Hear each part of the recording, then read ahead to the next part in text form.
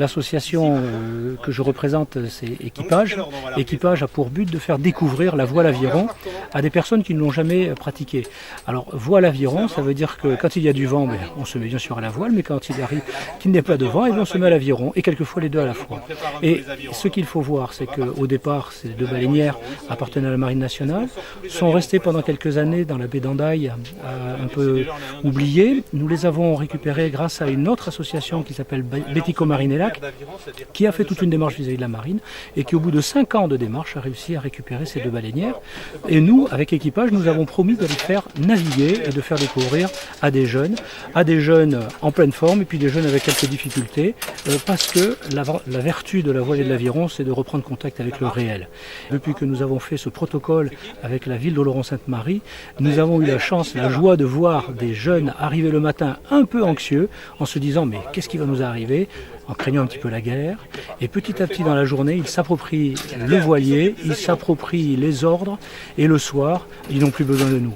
Alors, il est clair qu'à bord de chaque voilier, il y a un skipper qui est moniteur de voile, qui a été diplômé au niveau de l'État, pour pouvoir s'occuper de ces jeunes. Et nous mettons à côté une petite desserte que l'on appelle le canot de secours, en cas de. Bon, jusqu'à présent, nous n'avons jamais eu besoin de ce petit canot de secours, mais il est là en cas de.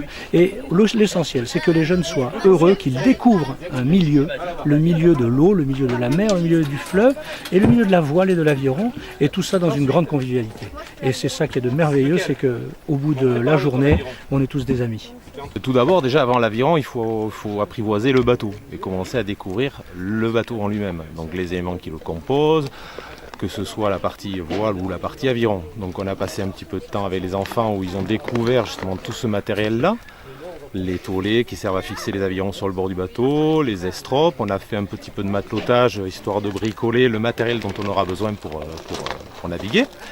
Et derrière, on est parti découvrir ça sur l'eau.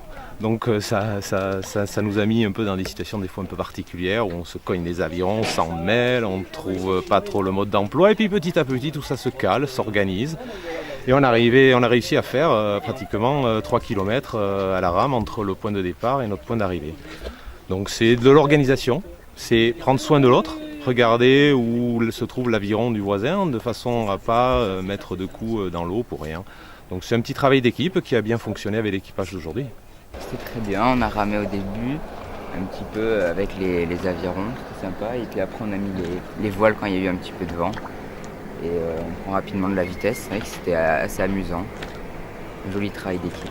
C'est une expérience assez enrichissante pour moi, c'était sympathique.